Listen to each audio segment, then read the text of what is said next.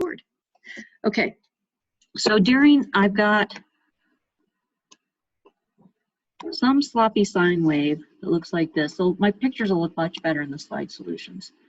And in the positive part of the cycle, I'm dropping 1.4 volts across the diodes. And this is 10 volts. And this is 8.6 volts. And in the negative half of the cycle, now in the negative half, we're conducting the other way, so this becomes the positive voltage. We're conducting in this direction. Because of the way I'm taking the voltage across the resistor, I get a positive voltage across here from the negative part of the cycle that looks like this. That also goes up to 8.6 volts. What I'm doing with this circuit, the purpose of a full-wave rectifier, is to turn AC, like from the wall plug, into DC that I can use to charge my cell phone or to charge my laptop. This is the first step. It's not really DC yet, but you can see it has an average DC component to it. Yeah, there's more to this. Oh, okay. So basically the graph is what we're seeing here is I'm taking AC from the wall. The positive part, the green part, flows through D1, R, and D2. And so it produces a positive voltage across V0. The red part is the negative part of the cycle. And during the negative part of the cycle, current's flowing the other way through D3 and D4, but it's still going to produce a positive voltage across R because of passive sign convention. So basically, I get the negative half of the cycle gets rectified and becomes a positive voltage. We've turned something that is AC and has no average DC value into something that has an average DC value. You know, this is the way you actually do it if you have to build the power circuit. This I copied from somebody.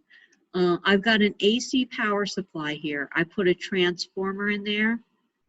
I have my little diode ring, my full wave rectifier. I take the positive side, goes into this wonderful chip, and this is a linear rectifier. It's called an LM7809. So it'll produce 9 volts on the output. And the negative side goes to my ground for that circuit. This capacitor here does an amazing thing. When I start out, we'll get to do this in lab 5. If I start out with a signal that looks something like this, and that's the full wave rectified signal right here. What the capacitor is going to do is it's going to store charge. And when the voltage drops back down, suddenly the capacitor is going to act like a battery as a source of charge, and it's going to hold this voltage up while it dips down. And you can see here, now I've got a signal that looks like this. This looks more like sloppy, unregulated DC. You'll get to do this piece of it in the lab. We'll do rectifier circuits lab 5. Now, this circuit right here, the regulator, what you do is you go and you look at the data sheet for the part. The last 2 digits is the voltage, DC voltage output. They also have negative regulators too. They're slightly different part number. So this is 9 volts, and then it'll tell you on the data sheet what type of capacitor and what value to put on the input and the output. Don't ignore that. It will make the difference between your circuit oscillating and not oscillating. This one, they'll specify the type of material, tantalum, or poly, or whatever they specify. Make sure you find the right material capacitor too. capacitors are amazingly different based upon their material properties. So there's a 490 in the fall. I go through like an entire day. I just talk about capacitors. Let's not do that here. This is probably a ceramic 0.1 microfarad. And then once I get this voltage out, I can light up an LED. I put my current limiting resistor in series with the LED, and I use that DC voltage to light it up. And the current limiting resistor is to basically just limit the current through there. A circuit that a lot of people built for capstone. What people are doing now is they're hijacking one of these and then just pulling the voltage off of it. That works too.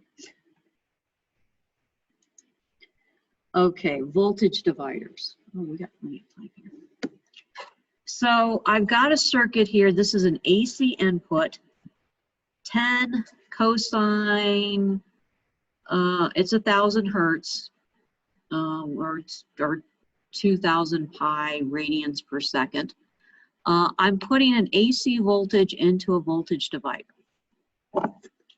If we want to figure out what this looks like, pretty much, here's my AC voltage. I wish I could draw better on this. I know it's a cosine, but I draw sine waves much prettier. We want to find out what the voltage is. Oh, great. I'll be back. It'll be half. It'll be a sine wave with a magnitude of 5, because the voltage across R2 will equal the voltage at the input times R2 over R1 plus R2. If they're the same resistance, you're going to get half the you're going to get a sine wave with half the voltage on the output. Okay, can I leave it at that and just reboot?